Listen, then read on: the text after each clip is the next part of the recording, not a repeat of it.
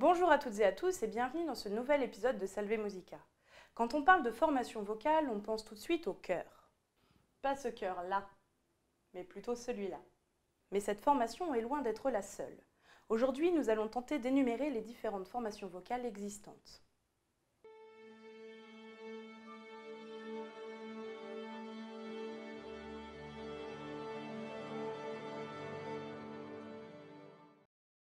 Pour commencer, il est intéressant de noter trois termes qui vont beaucoup revenir tout au long de cette vidéo. Tout d'abord, a cappella. C'est un terme italien qui signifie sans accompagnement instrumental. Puis la polyphonie, de poly qui veut dire plusieurs et phonie qui veut dire son. Donc le fait de chanter une même mélodie à plusieurs sons. Et la monodie ou l'unisson, qui comme son nom l'indique est le fait de chanter tous ensemble un seul et même son. Nous allons commencer par la formation de base, celle que chacun peut faire dans sa salle de bain. Je veux bien sûr parler du solo. Le solo est un terme très répandu aujourd'hui, utilisé aussi bien pour la voix que pour l'instrument. Il a fait un solo de guitare, je te raconte pas quoi. Cependant, ce terme est souvent assez mal employé en ce qui concerne la voix, parce qu'un solo est censé se faire seul. C'est le principe. Mais les chanteurs solistes ne chantent pas forcément a cappella. Du coup, ils sont accompagnés par un instrument, donc pas vraiment seuls. On va alors plutôt parler de solistes chantant un air que de chanteurs faisant un solo.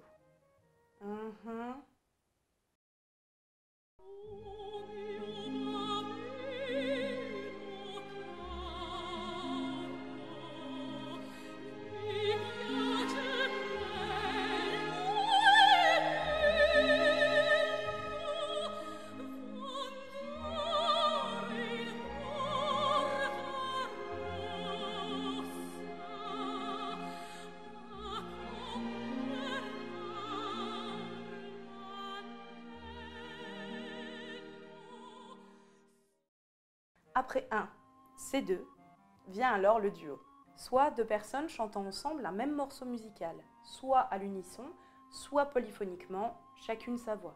Ce duo peut être de n'importe quelle nature qu'il soit.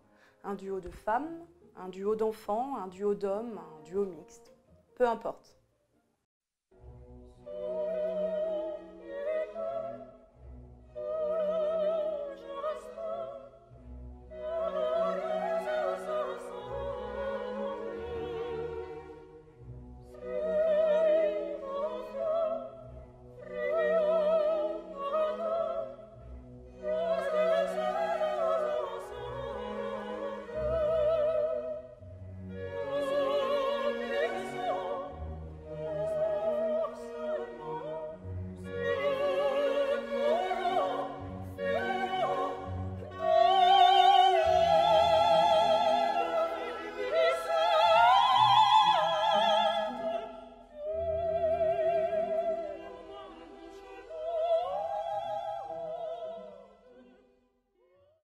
Viennent ensuite les trios, quatuors, quintettes, sextuors, septuors, octuors, etc.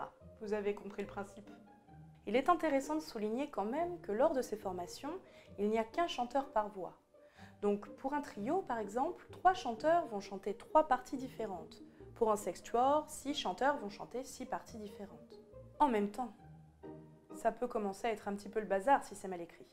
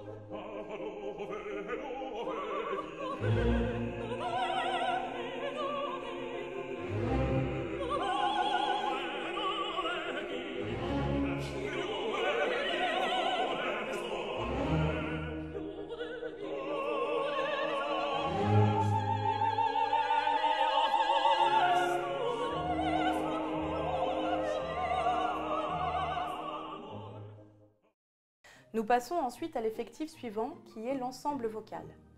Un ensemble vocal, c'est en fait un chœur avec moins de choristes. Parce que oui, des personnes qui chantent dans une chorale, on appelle ça des choristes, pas des chœuristes ou des choraliens. Dans un ensemble vocal, on chante la plupart du temps polyphoniquement, donc à plusieurs voix, mais il peut y avoir de grandes différences au niveau de la composition de l'ensemble. En effet, on peut avoir affaire à un ensemble vocal féminin, c'est-à-dire avec un ou plusieurs pupitres de soprano, un ou plusieurs pupitres de mezzo-soprano et un ou plusieurs pupitres d'alto, ou masculin, c'est-à-dire avec un ou plusieurs pupitres de ténor, un ou plusieurs pupitres de baryton et un ou plusieurs pupitres de basse, ou encore mixte, avec un peu de tout ce que j'ai cité précédemment. À noter donc que dans un ensemble vocal, plusieurs personnes chantent une même partie. Il peut par exemple y avoir 4 soprani, c'est le pluriel de soprano. 4 alti, c'est le pluriel de... bon, vous avez compris. 4 ténors et 4 basses. Oh, Danny boy, the pipes are calling. From glen to glen and down the mountainside, the summer's gone and all the roses falling. 'Tis you must go and I must bide. But come we back when summer's in the May. Arrive alors la plus grande formation vocale, le chœur. Alors pourquoi chœur plutôt que chorale ? En fait, pas plus l'un que l'autre, c'est simplement que ça va désigner des répertoires différents. Un chœur va davantage faire référence au répertoire de la musique savante, ou musique classique, je vous invite d'ailleurs à aller voir le premier épisode sur ce thème, alors qu'une chorale chantera un peu tout le reste. Chansons françaises, pop, gospel, etc. Quand je vous ai dit tout à l'heure que le chœur était la plus grande des formations vocales, ce n'est pas peu dire. En effet, certains chœurs peuvent atteindre jusqu'à plus de 100 choristes, ce qui fait à peu près 25 personnes par pupitre. Inutile de dire que ça envoie.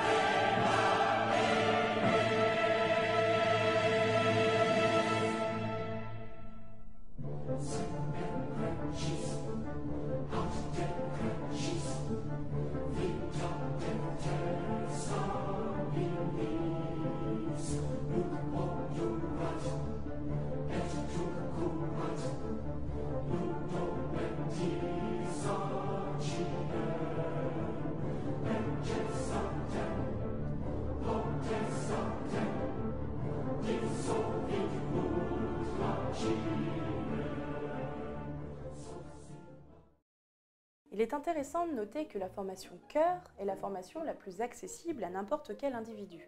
Même si vous n'êtes pas musicien, chanteur ou instrumentiste, que vous ne lisez pas la musique et que vous avez simplement envie de chanter, vous pouvez entrer dans un chœur ou dans une chorale.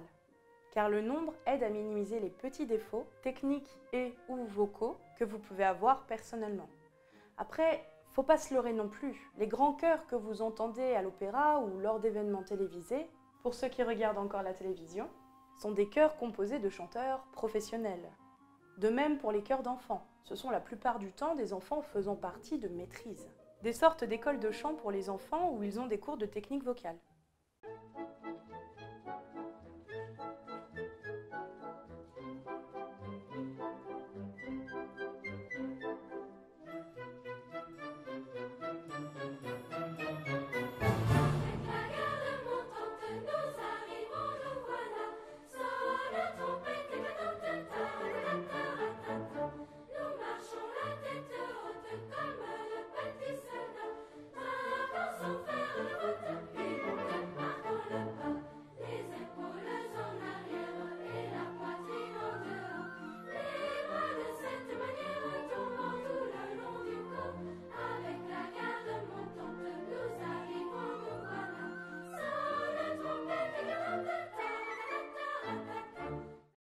Voilà, cet épisode de Salve Musica est maintenant terminé.